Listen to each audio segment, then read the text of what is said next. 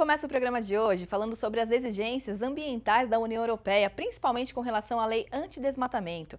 Essa exigência proíbe a importação de commodities de áreas desmatadas após 31 de dezembro de 2020, seja esse desmatamento legal ou ilegal. Uma análise conduzida pelo Boston Consulting Group, BCG, aponta uma série de dificuldades que o nosso país pode enfrentar para comprovar a produção em áreas de desmatamento legal, aquele feito com a autorização de todos os órgãos competentes, e também com relação ao controle das emissões de carbono. Quem fala mais sobre esse assunto com a gente é o diretor executivo e sócio do BCG, Arthur Ramos. Arthur, seja muito bem-vindo.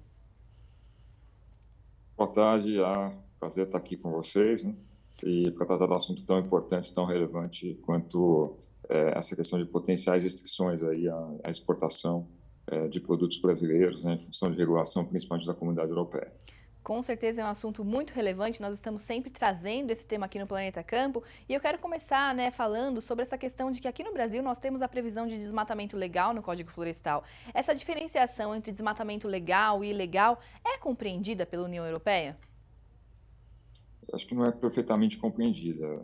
Eu acho que tem, como todos os assuntos relacionados ao tema de emissões, ao tema de carbono zero, ao tema de registro dessas atividades, né, que você tem, sempre vai a uma margem, né, de hora que você entra no detalhe, né, da regulação específica que você está enfrentando, da importância de realmente ir a fundo, né, e estabelecer, esclarecer as diferenças, né, e conseguir que você o argumento correto triunfe, tá? Então acho que é importante, em geral, né, os investidores internacionais, a comunidade internacional, ver como positivo o país ter, né, um código florestal, enfim, então, mas evidentemente sempre as narrativas, né, às vezes predominam e o grande parte das pessoas que não têm o conhecimento técnico, que esse código florestal tem diferentes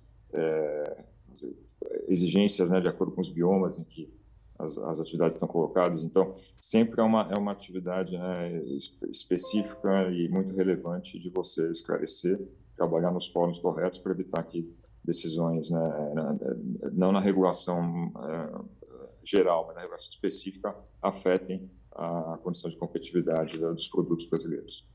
Perfeito. Aí vocês fizeram uma pesquisa aí no BCG, justamente para entender um pouco como que vai ser esse impacto das leis europeias com relação às exportações das commodities agrícolas. E a previsão é de queda nas exportações por conta justamente dessas exigências do bloco europeu. Para o momento atual, a gente pode acreditar em um cenário positivo ou mais para o lado desafiador? Acho que, assim, na verdade, são exportações potencialmente afetadas, né? A gente não coloca que isso pode se levar efetivamente, então ele pode criar no caso, por exemplo, de produtos industriais, né, pode criar, ela já está, né, desenhando uma precificação relativa ao carbono, né? Então tem essas questões. No caso de produtos agrícolas, é mais de você ter que identificar a origem, né, de onde estão vindo esses produtos, como eles são realizados. Então, basicamente, o estudo que você mencionou, nós olhamos do ponto de vista dos mercados emergentes, né, dos mercados aqui, né, que exportam, né, commodities industriais ou commodities agrícolas, né, para a União Europeia. E basicamente fez esse mapeamento, essa visão, onde estariam as principais são mais ameaças do que efetivamente restrições, tá? Perfeito. Agora eu queria te perguntar também, qual que é a relevância do mercado europeu para o agronegócio brasileiro, A gente tem hoje a nossa fortaleza ali na Ásia, mas qual que é a importância dessas legislações, dessas exigências aí do bloco europeu para as nossas exportações, para o nosso comércio?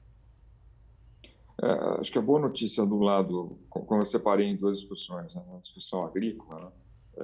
O peso da exportação para o mercado europeu é menor, relativamente menor do que outros países, né? Dos outros países assim desses mercados emergentes, mas principalmente ele está concentrado, vamos dizer, na soja e muito como você mencionou, né? A exportação está muito mais voltada para a Ásia, para mercados até de maiores populações, né, nesse sentido. Então, ele é motivado por isso. Tá?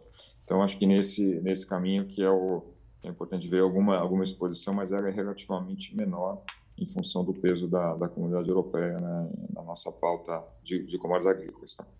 No lado industrial, né, ele aí já é uma outra história, né, ele é relevante, né, por exemplo, produtos siderúrgicos, mas, ao mesmo tempo, a legislação tenderia a nos favorecer o fato de a gente ter uma matriz principalmente uma matriz energética, uma matriz elétrica limpa, né? Então, isso deveria nos possibilitar uma vantagem competitiva. Tá? Então, assim, ele afetaria, né, a exportação, ele ameaçaria as exportações, a potencial exportações brasileiras, né, de commodities agrícolas, mas, ao mesmo tempo, tem um peso relativamente menor, como você mencionou. Entendi. Agora, com relação à cadeia produtiva da carne, a gente tem um desafio muito grande para conseguir fazer a rastreabilidade do rebanho, né, desde o nascimento até o abate.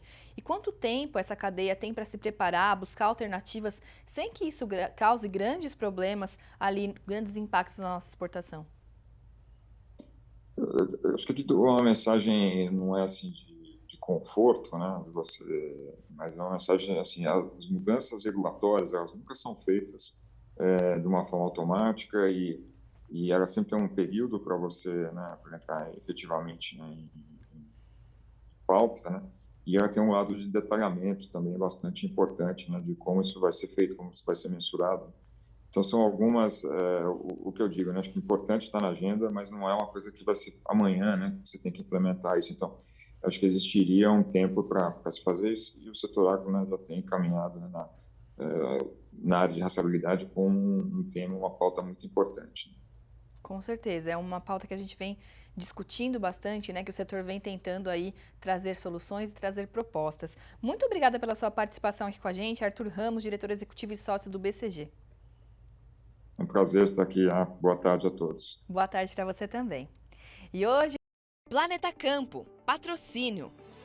JBS, há 70 anos alimentando o que alimenta o mundo. UPL, reimaginando a sustentabilidade. Apoio, SLC Agrícola, produzindo com eficiência e sustentabilidade. Infinity, gestão de resíduos. Associação Brasileira dos Criadores de Zebu, a BCZ de todos.